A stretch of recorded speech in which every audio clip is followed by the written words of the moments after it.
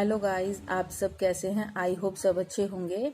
हमारा चैनल है education made by निधि गुप्ता, जिसमें हम आपको इंडियन इकोनॉमी के बारे में पढ़ा रहे हैं।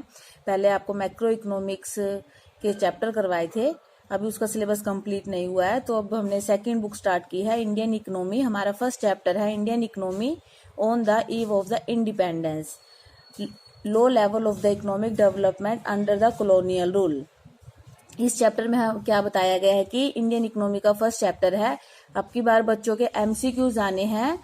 सीबीएसई क्लास में 12th क्लास में 2 बार एग्जाम हुए हैं। पीछे से नोटिस आया है कि सितंबर अक्टूबर में या अक्टूबर नवंबर में 90 मार्क्स के एमसीक्यूज आने हैं, जिसमें आपको एमसीक्यूज की पीडीएफ लिंक में नीचे दी गई है। अभी हम चैप्टर की एक्सप्लेनेशन कर रहे हैं। Part 1, low level of the economic development under the colonial rule. जब ब्रिटिश, पहले इंडिया क्या था, India was an independent economy before the British rule. British के आने से पहले, मतलब कि अंग्रेजों के आने से पहले भारत क्या था, एक इंडिपेंडेंट इकोनॉमी था। लेकिन जब से ब्रिटिश आए, उन्होंने आकर वो क्या कर दिया, आकर भारत की इकोनॉमी को कंट्रोल करना उन्होंने शुरू कर दिया। तो इसमें क्या है कि कॉलोनियल का मीनिंग क्या होता है, colonial exploitation of the Indian economy under the British rule. Meaning of the colonial देख लेते हैं। When a country control the internal affair of another country, the controlling country is in position of the economic policy. मतलब कि इसमें क्या बताया गया है कि जब एक developed country under developed country में इंटरनल एंड पॉलिटिकल अफेयर करना, इंटरफेयर करना शुरू कर देती है, तो वो क्या कहलाता है, कॉलोनियल। मतलब कि एक्सप्लॉयटेशन करना। अपने से एक डेवलप्ड कंट्री जब एक विकसित देश दूसरे अल्प विकसित देश के मामलों में, आर्थिक व्यवस्था हो चाहे वो पॉलिटिकल में, इंटरफेयर करना शुरू कर देता है, तो वो क्या कहलाता है, कॉलोनियल कहलाता है। तो इस चैप्टर में हमारे 3 टॉपिक्स बताए गए हैं कि जो ब्रिटिश आए थे तब इंडिया की एग्रीकल्चर पर क्या इफेक्ट पड़ा था, इंडस्ट्रियल पर क्या इफेक्ट पड़ा था, और फॉरेन ट्रेड पर क्या इफेक्ट पड़ा था। तो ये सब कुछ किसने किया था, ब्रिटिश ने अपने फायदे के लिए किया था, जिससे धीरे धीरे भारत की अर्थव्यवस्था को नुकसान होता गया, डिस्ट्रक्शन की तरफ चली गई। तो फर्स्ट पॉइंट है इसका, zamindari system of the land revenue. जब ब्रिटिश आए तो उसका सबसे पहले एग्रीकल्चर पर क्या इफेक्ट पड़ता है। तो फर्स्ट पॉइंट देख लेते हैं, zamindari system of the land revenue.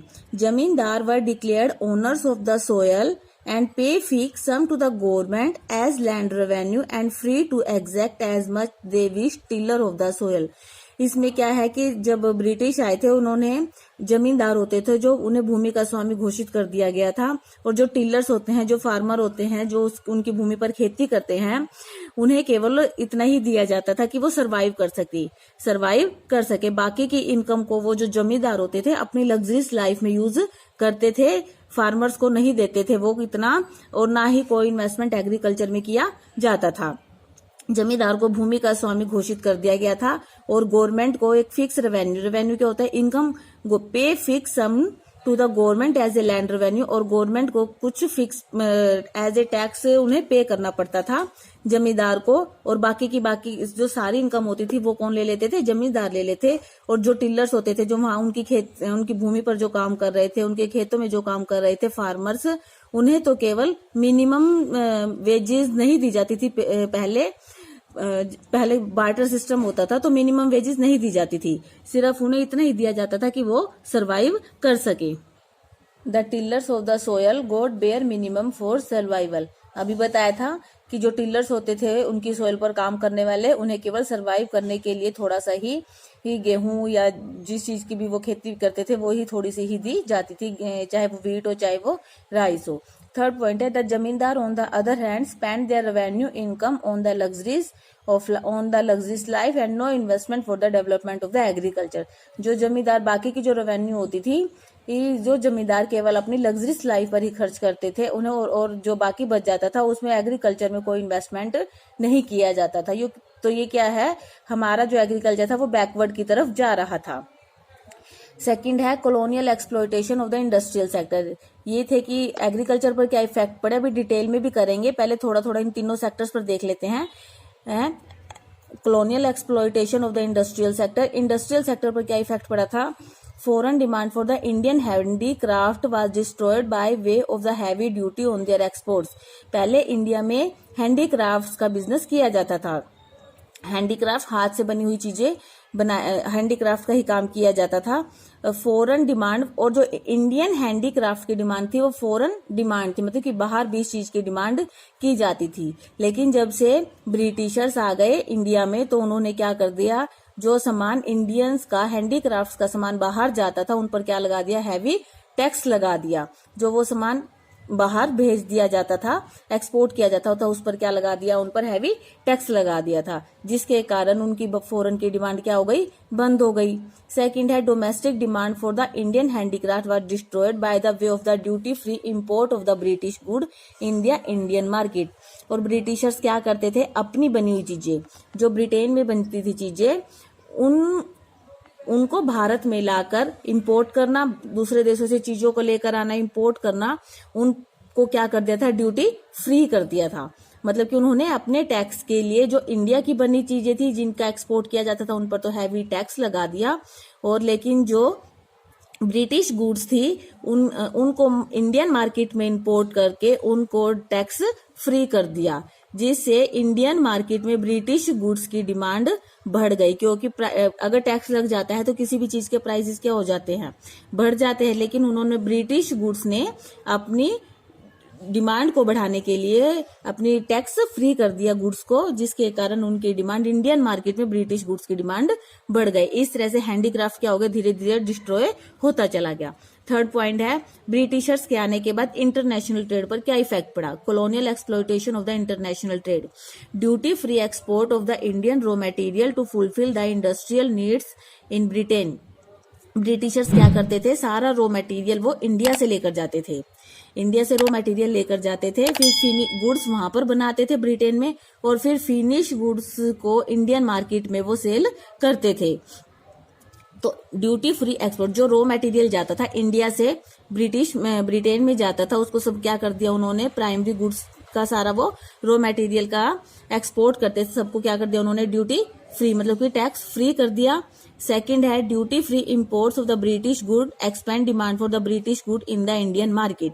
और वहां पर जाकर वो फिनिश गुड बनाते थे, फिर वो इंडियन की मार्केट में लेकर आते थे, उसको भी क्या कर दिया उन्होंने, टैक्स फ्री कर दिया. मतलब कि British good, duty free import of the British good expand demand को बढ़ाने के लिए इंडियन मार्केट में ब्रिटिश गुड्स की डिमांड को बढ़ाने के लिए उन्होंने क्या कर दिया, टैक्स फ्री कर दिया. इस तरह से ब्रिटिशर्स ने अपना क्या किया, अपना हक यहाँ पर इंडिया में जमाते रहे, और एग्रीकल्चर पर, इंडस्ट्री पर और इंटरनेशनल ट्रेड से भारत को काफी नुकसान हुआ. अब हम इसकी डिटेल में देख लेते हैं कि एग्रीकल्चर पर क्या क्या इफेक्ट पड़े. Features of the Indian economy on the eve of the independence. Indian independence के टाइम में एग्रीकल्चर पर क्या, इंडियन इकोनॉमी की क्या सिचुएशन थी उसके बारे में पढ़ते हैं. फर्स्ट पॉइंट है हमारा स्टैग्नेंट इकोनॉमी. स्टैग्नेंट इकोनॉमी का मतलब क्या होता है, जिसमें नो ग्रोथ या लिटिल ग्रोथ. मतलब कि स्टैग्नेंट इकोनॉमी क्या होता है कि हमारी इकोनॉमी में बिल्कुल मामूली सी ग्रोथ हो रही है, ना के बराबर ही ग्रोथ हो रही है, स्थिर है. A stagnant economy is the one which show little or no growth in income. Income में कोई ग्रोथ नहीं हो रही. बिटवीन 1860 से 1945 के बीच में growth rate of per capita income कितनी थी, 0.5% पर एनम. बस एक साल में 0.5% ही थी लोगों की इनकम. एंड 1925 से लेकर 1950 तक ये कितनी हो गई थी, इट वाज 0.1% पर एनम, जो कि बहुत कम है. कि स्टैग्नेंट इकोनॉमी का मतलब क्या है कि लोगों की इनकम बहुत ही कम है, कोई अर्थव्यवस्था में कोई इंप्रूवमेंट नहीं हो रही. सेकंड है backward economy. Backward economy, Indian economy was a backward because per capita income is very low. क्या होता है कि एक पॉइंट दूसरे पॉइंट पर डिपेंड करता है. ऊपर क्या था हमारी कि पर कैपिटा इनकम लोगों की बहुत कम है. अगर पर कैपिटा इनकम लोगों की कम है, लोगों की इनकम कम हो रही है, कंजम्पशन वगैरह क्या है, सब कुछ कम हो रहा है. Indian economy was a backward because the per capita income was very लो. 1947-1948 में इनकम कितनी थी लोगों की, इंडिया वाज जस्ट 230 रुपीज. कितनी थी इनकम उसमें? 230 रुपीज थी only. The bulk of the population was very poor without sufficient food, clothing and the shelter. उस समय जो पॉपुलेशन थी इंडिया की वो कैसे जीती थी? गरीबी में जीवन जी रही थी। विदाउट सफिशिएंट, उनके पास सफिशिएंट फूड भी नहीं था, क्लोथिंग एंड शेल्टर की भी बहुत कमी थी, क्योंकि बैकवर्ड इकोनॉमी थी, लोग बहुत गरीब थे, काफी जनसंख्या बहुत ही ज्यादा गरीब थी। थर्ड पॉइंट है एग्रीकल्चर बैकवर्डनेस। नियरली 72%, इंडिया के 72% लोग कहाँ पर काम करते थे? एग्रीकल्चर पर डिपेंड करते थे। 72%, nearly 72 of the country working population was engaged in the agriculture. First point है प्रोडक्टिविटी वाज एक्सट्रीमली लो। प्रोडक्शन क्या होता था? बहुत कम होता था। Food grain production was barely enough for the substance. जो वहां पर खेती की जाती थी वो केवल अपने लोग, छोटे मोटे लोग थे जो केवल अपने निर्वाह के लिए, मतलब कि घर का खर्च पूरा हो सके इसके लिए ही खेती करते थे। 1947 एंड 1948 की बात है। It was only the 527 lakh ton only, मतलब कि 527 लाख टन में ही केवल खेती होती थी, जो कि बहुत कम है। इससे केवल लोगों का ही निर्वाह होता था, उन्हें कोई अपने प्रॉफिट के लिए वो मार्केटिंग नहीं करते थे। नेक्स्ट पॉइंट है हमारा poor infrastructure. Meaning of the communication, transport, generation of the power was very low. Pucca road had a coverage of the 155,000 kilometre only. Indian economy में क्या था? पुअर इंफ्रास्ट्रक्चर था, कम्युनिकेशंस के साधन की कमी थी, ट्रांसपोर्ट्स वगैरह की कमी थी, generation of the power, electricity, ये सब क्या था? बहुत कम था उस समय। पक्का रोड्स भी केवल कितना था? 155,000 किलोमीटर ही था। नेक्स्ट है heavy dependence on the imports. India had to depends on the imports for the machinery and the other equipment for of productions. जो ब्रिटिशर्स थे वो केवल रॉ मटेरियल का ही इम्पोर्ट करते थे, बाकी इंडिया को सब चीजों के लिए क्या करना पड़ता था? इम्पोर्ट्स पर ही डिपेंड रहना पड़ता था। सारी चीजों का मतलब कि जो मशीनों से रिलेटेड सभी चीजें होती थी वो सब क्या थी? इम्पोर्ट ही किया जाता था। इंडस्ट्रीज लेवल यहाँ पर बहुत कम थी इंडिया में। सब कहाँ से आता था? ब्रिटेन से ही आता था, और इंडिया को इम्पोर्ट्स पर काफी डिपेंड होना पड़ता था। मशीनरी का जितना भी काम है, इवन जो सीविंग मशीन्स होती है, consumer goods like sewing machine, medicines, bicycle, इन सब का भी क्या किया जाता है? इम्पोर्ट किया जाता था फ्रॉम अब्रॉड से। तो इंडस्ट्रियल सेक्टर के यहाँ पर क्या था? बहुत बैकवर्ड था। एग्रीकल्चर के साथ साथ इंडस्ट्रियल सेक्टर में भी क्या थी? यहाँ बैकवर्ड की तरफ जाता जा रहा था। नेक्स्ट पॉइंट है लिमिटेड अर्बनाइजेशन। अर्बनाइजेशन का मतलब है कि काफी सारी जनसंख्या थी वो कहाँ रहती थी? गांव में रहती थी। शहरों में लोग बहुत कम रहते थे। 86% लोग कहाँ रहते थे? रूरल एरिया में रहते थे। और रूरल एरिया का मतलब है कि लोग एग्रीकल्चर पर ही डिपेंड रहते हैं। और अर्बनाइजेशन कितना था? ओनली 14% अर्बनाइजेशन था। Bulk of the population of India lived in the village. In 1948, 14% of the population lived in the urban area and 86% of the population lived in the rural area. जो rural area में रहते हैं, गांव में रहते हैं, वो किस पर डिपेंड होते हैं? एग्रीकल्चर पर डिपेंड होते हैं। और ज्यादा overall features of the Indian economy on the eve of the independence. देखिए ब्रिटिश इंडिपेंडेंस के टाइम पर ओवरऑल हमारी अर्थव्यवस्था पर क्या इफेक्ट पड़ रहा था? एग्रीकल्चर पर, इंडस्ट्री पर और फॉरेन ट्रेड के। ये अभी मिक्स है। नेक्स्ट पार्ट हम बनाएंगे कि इसका state of the agriculture sectors पर क्या इफेक्ट पड़ा है। आई होप आपको ये वीडियो पसंद आई होगी। अगर वीडियो पसंद आए तो लाइक, शेयर और सब्सक्राइब करना ना भूले। Thanks for watching.